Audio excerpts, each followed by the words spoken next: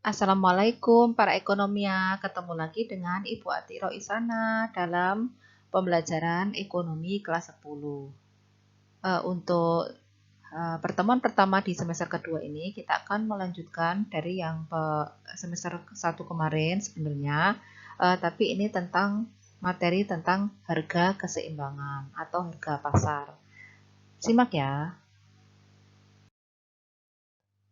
Nah, ini harga keseimbangan atau harga pasar dinamakan juga dengan equilibrium price.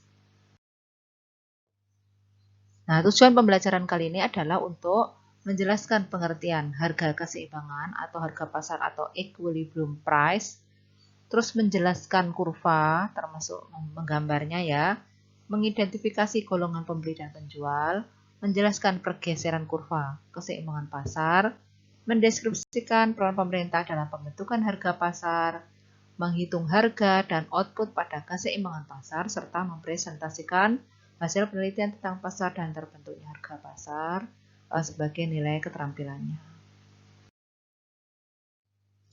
Nah, bagaimana peran pemerintah dalam menentukan harga pasar? Secara umum, campur tangan pemerintah itu dalam perekonomian menjadi 3 bagian, yaitu menetapkan harga eceran, pemberian subsidi, dan pajak ya, untuk mempengaruhi harga pasar.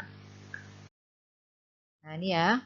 Pemerintah dapat menetapkan harga eceran yang ditujukan untuk melindungi produsen maupun konsumen. Jadi pemerintah tuh bisa campur tangan untuk melindungi produsen dan konsumen.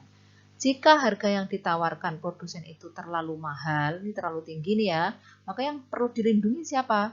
Pemerintah harus melindungi konsumen dengan menetapkan harga eceran tertinggi atau selling price. Jadi kalau terlalu mahal, maka pemerintah harus menetapkan harga ecerannya yang tertinggi. Tertingginya segini aja, nggak boleh yang terlalu tinggi. Nah, itu harga tertinggi itu harga eceran tertinggi atau selling price, sehingga produsen tidak menjual barang melebihi harga yang telah ditetapkan pemerintah. Misalnya harganya 8.000 itu terlalu tinggi, maka pemerintah menetapkan harganya 6.000 saja toh. Nah, harga eceran tertinggi itu 6.000. Nah, itu untuk melindungi konsumen supaya tidak terlalu mahal. Nah, bagaimana jika harga pasar itu terlalu rendah? Ini terlalu rendah ini. Nah, siapa yang perlu dilindungi? Yaitu produsen, karena harganya terlalu rendah nanti malah bangkrut gitu. Dengan cara menetapkan harga eceran terendah atau floor price. Ya, dan demikian produsen dapat memperoleh keuntungan. Nah, bagaimana gambarnya? Nah, ini adalah gambar di sini adalah penetapan harga eceran tertinggi. Nah, ini harga keseimbangan kan? Nah, harga keseimbangan itu harganya tuh terjadi di 8.500. Ini terlalu tinggi, kasihan konsumennya. Maka pemerintah menetapkan harga 6.500 saja, segini saja. Nah, maka akan terjadi kekurangan barang ya, shortage itu ya, kekurangan barang shortage. Kekurangan barang karena harganya rendah, maka permintaannya banyak sementara penawarannya sedikit. Nah, ya. Nah, bagaimana dengan penetapan harga eceran terendah? Nah, nih terendah nih ya. Ini harga keseimbangan mula-mula ada di 3.000. Ini terlalu rendah. Terlalu murah kalau harganya itu 3.000. Maka pemerintah menetapkan harga eceran terendahnya tuh 5.000. Itu harganya 5.000. Nggak boleh 3.000 itu terlalu rendah. Harganya terendah harus 5.000. Nah, kalau 5.000 maka bagaimana? Terjadi kelebihan dari sisi supply karena harganya kan menjadi naik. Kalau menjadi naik kan maka penawarannya akan naik. Nah, penetapan pajak ini dikenakan pada suatu barang yang nanti akan mempengaruhi keseimbangan. Namanya pajak, itu otomatis harganya akan menjadi lebih tinggi. Bagaimana kalau subsidi? Nah, ini suatu berjang agar barang tersebut dapat dijual dengan harga yang rendah. Nah, berlawanan, maka kalau pemberian subsidi, maka harga akan menjadi lebih murah. Nah, bagaimana sekarang adalah menghitung harga keseimbangan.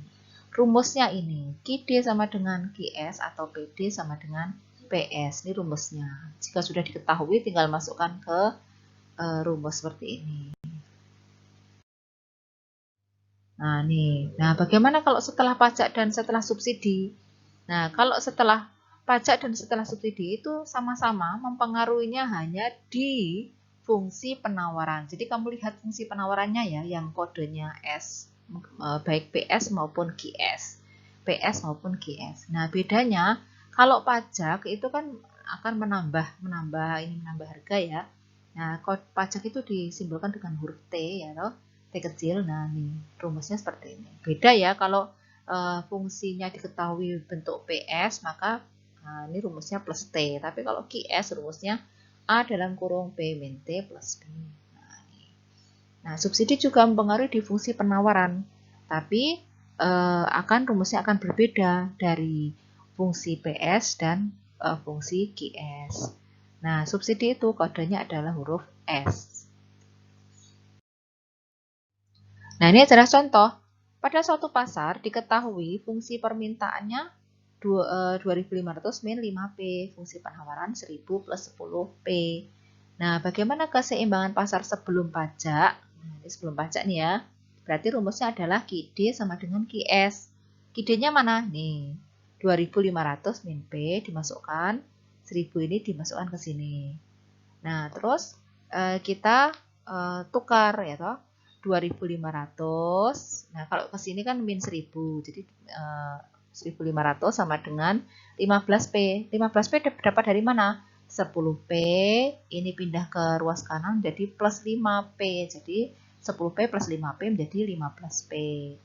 Nah, berarti P sama dengan 1.500 dibagi 15, maka 100. Nah, jika P 100, maka jumlah barang atau key yang terdapat di pasar adalah tinggal disubstitusikan.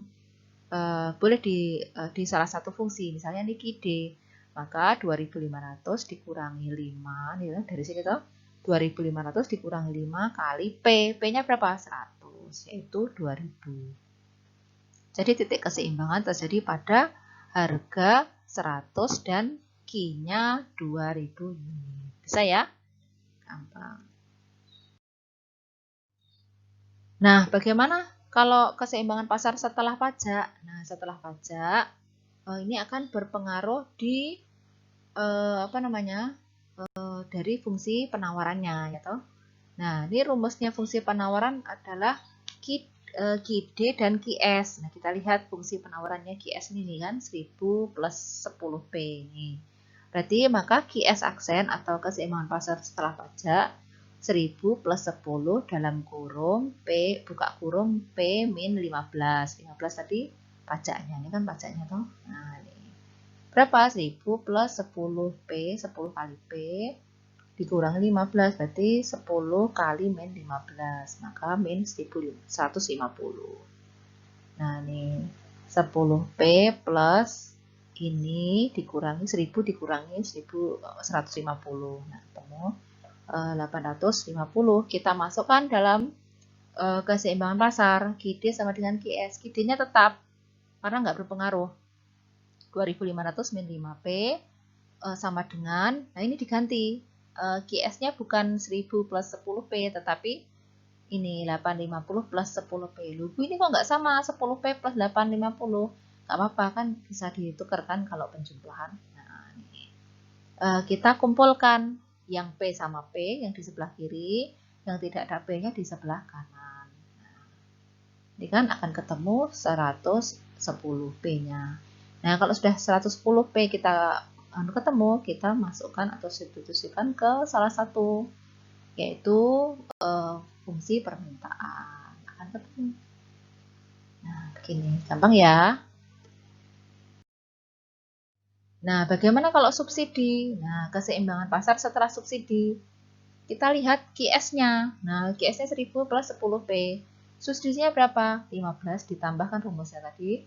Nah, ini sama ya. Habis itu kita kalau sudah ketemu fungsinya setelah subsidi, kita masukkan ke rumus keseimbangan pasar, QD sama dengan QS aksen. Nah, ini ketemu. Oke, bisa ya anak-anak? Oke, Kak, kalau ada pertanyaan silahkan nanti langsung ke WA grup kelas. Terima kasih perhatiannya. Assalamualaikum.